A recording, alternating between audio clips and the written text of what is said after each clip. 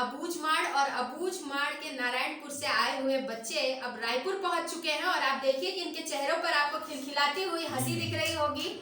जो इन्होंने कॉस्ट्यूम पहन के रखा है ये भी आपको दिख रहा होगा। और इसके साथ में ये बड़ी जो ट्रॉफी हमारे पास में रखी हुई है, छत्तीसगढ़ के नाम ये लेकर आए हैं, ये ट्रॉफी भी दिख रही होगी। इनकी जर्नी को जानेंगे कि कितना जो टैलेंट था, इनके टैलेंट को निखारने के लिए जो समय लगा, जो इसके पीछे हाथ था, उनके बारे में भी जानेंगे। लेकिन सबसे पहले सुनेंगे कि बच्चे क्या कहना चाहते हैं और इस समय बच्चों में कितना एक्साइटमेंट है।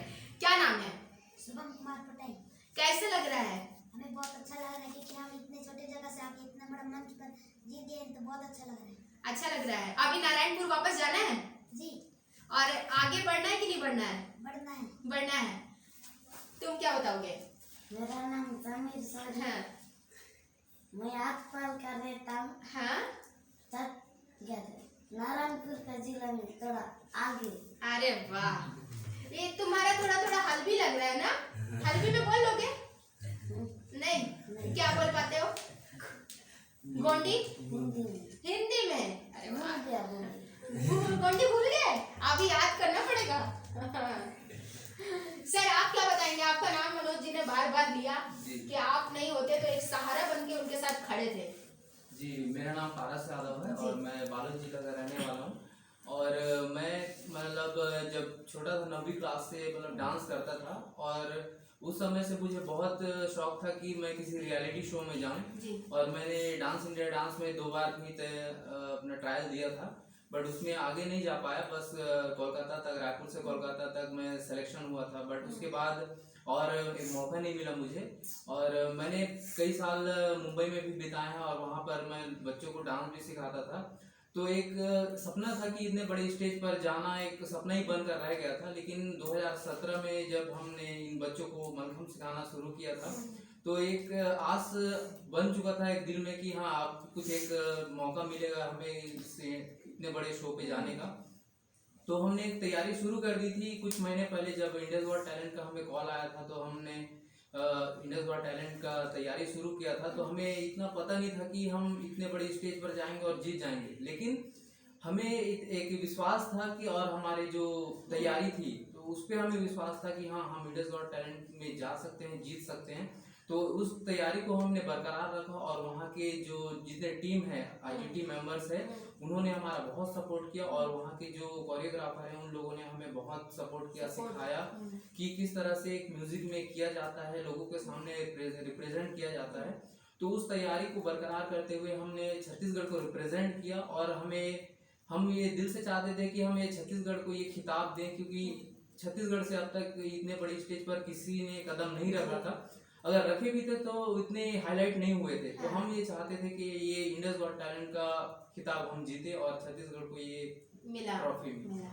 सर एक चीज और आपसे जानना चाहेंगे कि कैसे दिमाग में आया कि नहीं ये मलखम को लेकर आपको इंडिया गॉट टैलेंट में जाना है? देखिए, इंडियाज गॉट टैलेंट में 2009 से देख रहा हूँ। मेरे दोस्त Manik Paul India's got talent 6 का विनर, आकाश हुनरबाज का विनर।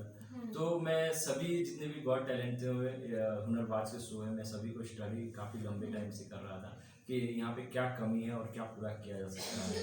तो मलखम खेल एक खेल है, मगर खेल के माध्यम से सारे बच्चों का जो स्टंट होता है वो सारे चीज़ तैयार होता है। जिम्नास्टिक, ये हो गया, एक्रोबेटिक, सारे चीज़ तैयार होने के बाद दिमाग में जो अभी तक कोई नहीं कर पाया उस चीज़ को हम लोग मंच पर ले जाने का प्लान किए। तो एक चाइनीज़ पोल है, चाइनीज़ पोल में अभी तक उस प्रकार के इतने बड़े ग्रुप में किसी ने परफॉर्म नहीं किया था।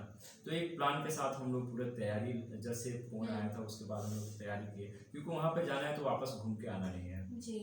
क्योंकि वहाँ पे शुरू में भी देखे होंगे कि छत्तीसगढ़िया का जो जयकारा था वो काफ़ी फेमस हुआ और काफ़ी अच्छा था। तो हम वापस आना नहीं चाहते थे, उसके लिए जो भी करना पड़े हम करेंगे। मतलब मेहनत से आप लोग पीछे नहीं हटे? नहीं, कभी नहीं पीछे हटे। भले रात लग जाए, वहाँ पे बच्चे सो भी जाते थे, हम लोग भी सो जाते थे, बहुत आलस होती थी क्योंकि बहुत ज़्यादा वो प्रेशर रहता है, क्योंकि पर वीक हमें एक एपिसोड देना है, नया एपिसोड देना है। तो ये सारी चीज़ें वो रहती है, प्रेशर रहता है पूरी टीम के के ऊपर में कभी अप डाउन हुआ, कभी थोड़ा बहुत होता था, मगर हमने कभी हार नहीं सर माना। अभी इतना सब कुछ आप देख कर आए हैं, इतना स्ट्रगल आपने किया है, आपको लगता है कि सरकार से कुछ चीजों की डिमांड करनी चाहिए कि बच्चे और आगे जा सके? यही बच्चे नहीं बल्कि अबूझ माड़, नारायणपुर जैसे, अंतागढ़ जैसे, बीजापुर जैसे और जगह है, अंदरूनी इलाके हैं जहाँ पर बच्चे आगे पनप नहीं पाते हैं। सर बहुत दयनीय स्थिति होगी, आप भी जानते हैं। देखिए, मैं सरकार से और छत्तीसगढ़ वासियों से रिक्वेस्ट करूंगा, निवेदन करूंगा कि हमारे जैसे बहुत सारे कोच, निस्वार्थ कोच छत्तीसगढ़ में बहुत जगहों पे है, बहुत अच्छे लेवल पे काम कर रहे हैं, जिनको ना पैसे से मतलब है, ना शोहरत से मतलब है, ना पोस्टिंग से मतलब है, बस वो काम करे जा रहे हैं। तो मैं सभी से रिक्वेस्ट करूंगा, निवेदन करूंगा कि उन लोगों पे ज़्यादा से ज़्यादा फोकस किया जाए, उन लोगों को एक अच्छी जिम्मेदारी दिया जाए, और क्योंकि उनको किसी प्रकार की लालच नहीं होती है, वो बस इनके अपने सपनों को अपने बच्चों के द्वारा पूरा करवाना चाहते हैं, और उससे बड़े कीर्तिमान वो साबित हो रहे हैं। तो ऐसे लोगों के लिए मैं तो चाहता हूँ कि बस्तर में एक स्कूल खोले। हमारा पूरी प्लान वही है कि अबूझमाड़ मलखम अकादमी एक दिन बहुत बड़ा स्कूल बनने वाला है, और बहुत बड़ा सेंटर बने जहाँ पे सुरेश जैसा लाखों बच्चे जो अबूझमाड़ में, उन सभी बच्चों को हम लोग खिलाड़ी बने, सिर्फ खिलाड़ी नहीं, गोल्ड मेडलिस्ट दिलाए छत्तीसगढ़ को, क्योंकि अभी एशिया गेम हो, ओलंपिक हो, बहुत सारे गेमों में हमारे छत्तीसगढ़ से बहुत सारे लोग प्रेजेंट नहीं कर पा रहे हैं। तो हम चाहते हैं कि वो ये ग्रामीण क्षेत्र से बच्चे निकल के वो लोग करें, और इन्हें वो कैपेबिलिटी है जो सुरेश ने साबित किया है, 40 फीट से कूद कर साबित किया है। कैसा लग रहा था सुरेश जब तुम 40 फीट से कूदे थे? मेरे को तो बहुत ही अच्छा लग रहा था। डर नहीं लग रहा था? नहीं लग रहा था डर। अभी कूद लोगे फिर 40 फीट से? कोई बोलेगा कूदने को तो? हाँ मैं कूद लूंगा। कूद लोगे? और कैसा लगा, कैसा था वहाँ? नींद आती थी? आलस लगता था? नहीं नींद आता था पर थोड़ा थोड़ा। और मम्मी की याद आती थी कि नहीं आती थी? बहुत आता था मम्मी पापा का। अच्छा, फोन पे बात होती थी? नहीं होता था। फोन पे बात नहीं होती थी? फिर कैसे करते थे? मिलने आए फिर। मिल आए फिर? अच्छा, वहाँ आए थे पापा मम्मी? हाँ। अच्छा, तब तो बहुत खुश हो गए होगे तुम? हाँ बहुत खुश था। बहुत खुश थे, दांत दिखा रहे थे हाँ? पापा को गले लगाए कि मम्मी को? मम्मी को। ज्यादा प्यार किसको करते हो, पापा को कि मम्मी को? पापा को। अरे पापा को प्यार ज्यादा करते हो, मम्मी को गले लगाए हाँ? तुम क्या बताओगे, कैसा लग रहा था जब हम जीते? तो ऐसा लग रहा था कि अब छत्तीसगढ़ का नाम हो गया, तो अब हम आगे जाके अमेरिका गॉट टैलेंट में भी छत्तीसगढ़ का नाम रोशन करेंगे। तो अमेरिका गॉट टैलेंट में जाने की तैयारी है पूरी? अभी नारायणपुर जाएंगे, उसके बाद ऐसा मेहनत करेंगे कि छत्तीसगढ़ का अमेरिका गॉट टैलेंट का भी ट्रॉफी जिताएंगे। अरे वाह, क्या बात है। सपने सर बहुत बड़े बड़े बच्चों के हैं कि नहीं? क्या बताओगे, क्या नाम है?